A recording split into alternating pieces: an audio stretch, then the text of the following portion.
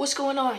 King, you feel me? I'm carried like Simba from Lion King. These niggas don't know me but proud of me. Say I got what it takes to get out of here. I could build a new space like a pioneer. Yo, we are back. We are back. We are back with another banger, you feel me? I'm gonna be doing a little story time. I haven't done a story time in a cool minute. Honey, where you've been? As well as eat my cereal because I'm getting picked up for work in about 15 minutes. Today's story time is a kicker, y'all. I swear to y'all, my life is literally a movie. Like, my life is a movie. My story times are... So listen, this is about the time I witnessed a drive-by shooting, and yes, I said that. What? I witnessed a drive-by shooting, and basically the summary of the story, y'all, when I went to help the dude, he basically was getting caught up. He was getting caught up with his girlfriend and his side chick. Huh? I was at my ex-girl's house, and we were gonna leave to do some Instacart. You know, I was doing Instacart back then, so I was like, all right, let's go do Instacart. So we about to get in the car. Like, literally, we're opening the door to get in the car. Bro, all you hear is... When I heard the bro, I'm out, man. That nigga's tripping. I said, get in the car right now, get in the car right now, get in the car right now. Those are shots. I'm not playing. Those aren't fireworks. Those are shots. They sounded like they were right next door to us. Like, it was scary. My heart started racing. I said, get in the car, get in the car, get in the car, right? So we get in the car, and I'm looking in the rearview mirror. And as I'm looking in the rearview mirror, bro, another car comes zooming by, like a car in tinted windows. I couldn't tell if it was like a gray car or a black car. I don't know what kind of car.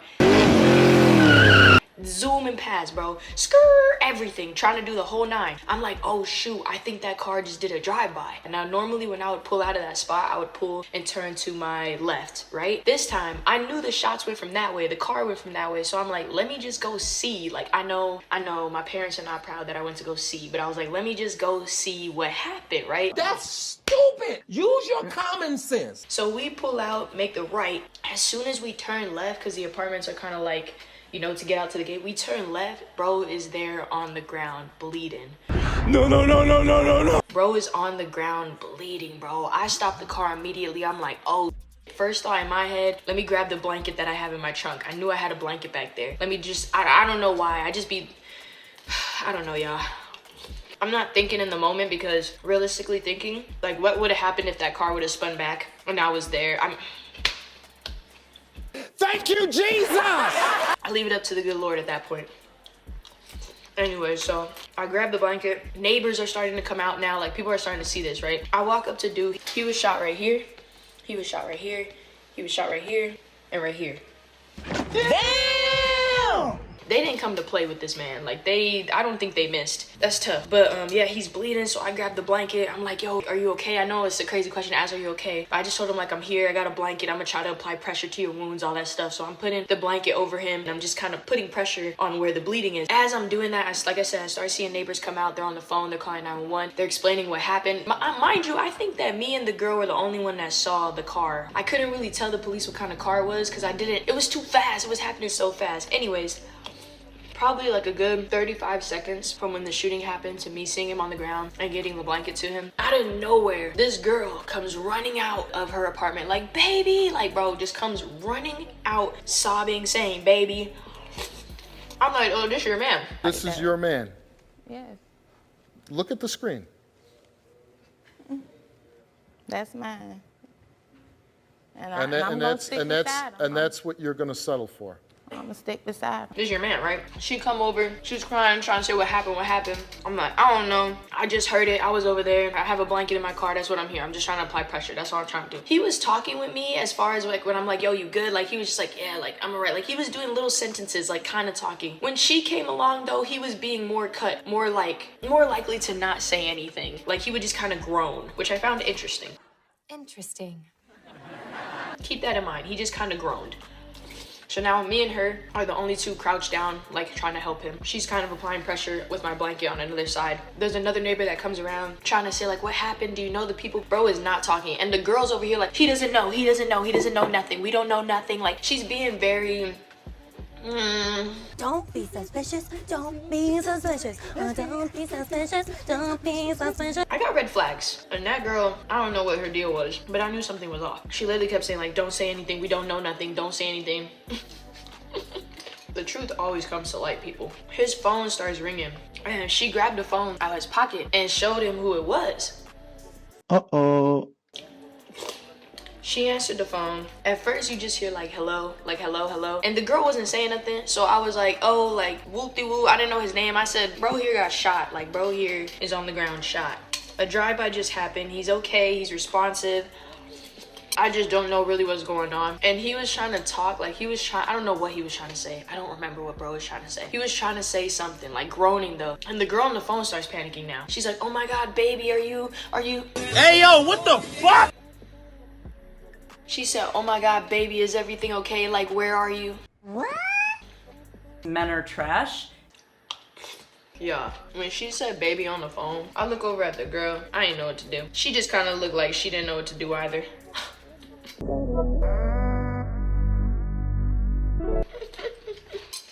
So basically, the girl on the phone, she's trying to say like, don't worry, we gonna get your brothers, my brothers, we gonna get I don't know if she said her brothers or his brothers. They know what to do, don't worry, just push through. Like she's trying to give confident words, whatever, trying to give encouraging words. So while she's saying that to him, she starts saying like, I love you. She's like, it's gonna be okay, I love you, baby boy, like I love you. Oh my God. Men are trash. Why was he was not saying nothing, bro. Bro wasn't saying anything. He was literally just groaning his way out of the conversation. And I'm over here thinking like he was literally just kind of talking to me in full sentences before y'all came along. Like he was just talking to me. But now all of a sudden, he acting like he can't speak. He acting like he don't know what to do. The girl saying I love you, he's not responding. So of course she's crying even more because she thinks like he's really about to die type shit. Men are trash. She hung up the phone. The side chick or whatever ended up hanging up the phone. And I think that she wanted to ask questions, but couldn't in that moment. It was just a lot going on. When she hung up, she told him like, we're not gonna say nothing. It's gonna be all right. The police are coming. The police came probably like 6 minutes after everything. And they pulled up, they started asking her questions. This is why I can't tell if that side chick, low-key may have set him up. What? Like thinking back on it, she may have set him up. Because men are trash. When the police were asking, like, do you know this man? She was like, I don't know him. I don't know him. I don't know him. I don't know him. He was just walking in the apartments. But yeah, girl, you came running out screaming, baby.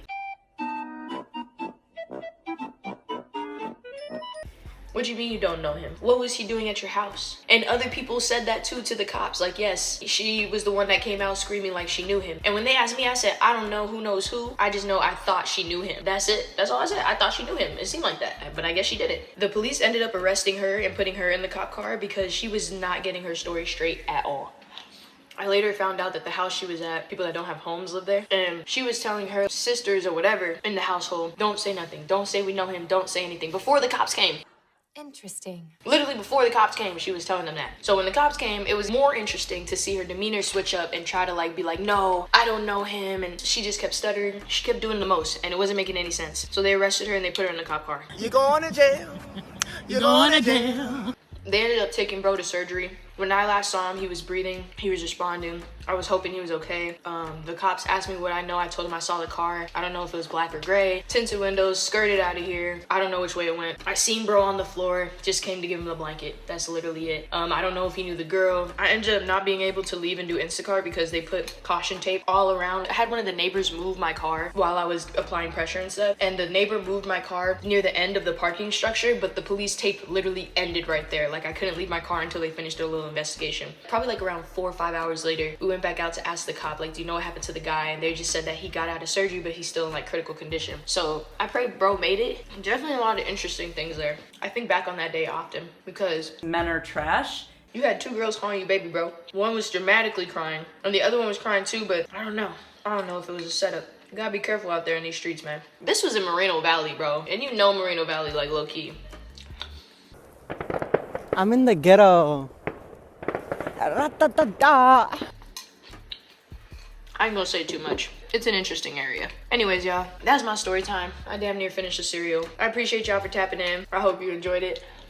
I know my energy's not as lit as I would have wanted it to be. Today's a little tough day for me. I wish I would have came with more energy, you feel me? But at the same time, this was the video I had already agreed on in my head. Moving forward, y'all, I think if I'm not feeling well, I'm going to have to like take breaks and not drop on certain days. I know consistency is important, but if I'm not feeling it, I gotta go with my emotions first. I appreciate y'all so much for tapping in. Don't forget to like, comment, subscribe, hit that post notification bell. Y'all already know what it is. I'm gonna catch y'all in the next video. Yeah. I ain't never gonna trip again. I ain't never gonna slip again. I ain't never gonna trip again. I ain't never gonna slip again. I ain't never gonna trip again. I ain't never gonna slip again.